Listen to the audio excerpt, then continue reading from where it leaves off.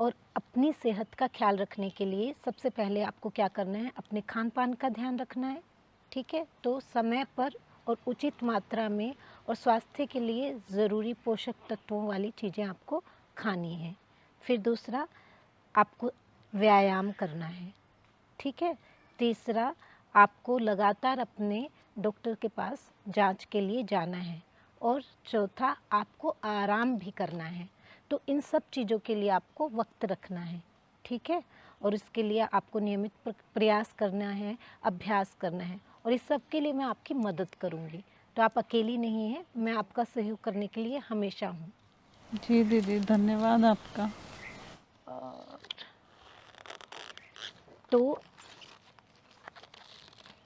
तो साची, अगर आपको कुछ सवाल पूछने हैं तो आप मुझसे पूछ सकती हैं। अगर किसी भी तरह की आपको शंका है, संदेह है या आपको लग रहा है कि ये कैसे होगा, कुछ भी अगर आपके सवाल है तो आप मुझसे पूछ सकती हैं। तो मैं आपको उसके बारे में संतुष्ट करने की कोशिश करूँगी, जवाब देने की कोशिश करूँगी।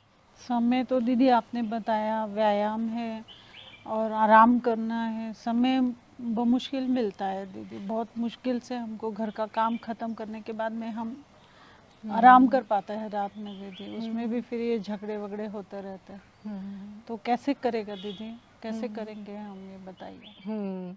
ये बिल्कुल ज़रूरी सवाल है और ये बिल्कुल सही सवाल पूछा।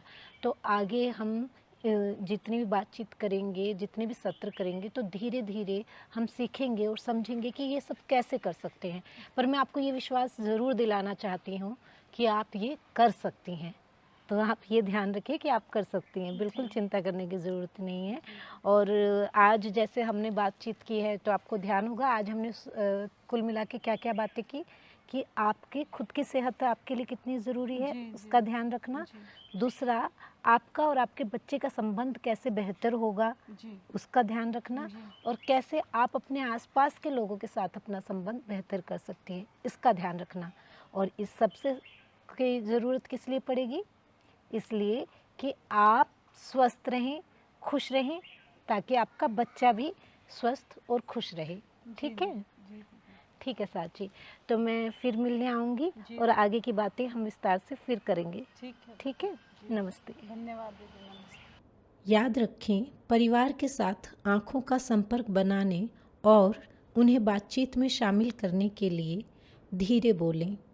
इस तरह बात करें कि आप उसके दोस्त हैं और आप वास्तव में उसकी परवाह करते हैं। मित्रवत और विनम्र रहें। पूछे गए प्रश्नों के उत्तर दें। यदि आप उत्तर नहीं जानती हैं तो प्रश्न लिख लें और जब आप उनसे अगली बार मिलें तो अपने सुपरवाइज़र से प्रश्नों के उत्तर जान कर आएँ। माँ को ये ज़रूर बताएं कि जब आपको उत्तर पता चल जाएगा तो आप उन्हें उत्तर ज़रूर बताएंगी, और ये कि आप अपने सुपरवाइज़र से इन प्रश्नों के उत्तर पूछने वाली हैं। सत्र 1 में हमने THPP यानी thinking healthy program peer delivered, जिसका मतलब होता है सखियों द्वारा दिया गया स्वस्थ विचारों का कार्यक्रम के बारे में बात की। आगे हमने गोपनीयता और सत्रों की रिकॉर्डिंग के महत्व को समझा। उसके बाद हमने 3 क्षेत्रों, माँ का व्यक्तिगत स्वास्थ्य, माँ का अपने बच्चे के साथ संबंध और माँ का अपने आसपास के लोगों के साथ संबंध के बारे में बात की। आगे हमने परिस्थिति, कार्य और परिणाम के बारे में बात की, जिसका मतलब है अलग अलग परिस्थितियों में अलग अलग काम करने पर क्या परिणाम सामने आते हैं, इसको हमने समझा। आगे के 3 चरणों में हमने स्वास्थ्य के लिए नुकसानदायक कामों की पहचान करके उन्हें स्वास्थ्य के लिए अच्छे कामों से बदलने और उनका अभ्यास करने के बारे में सीखा।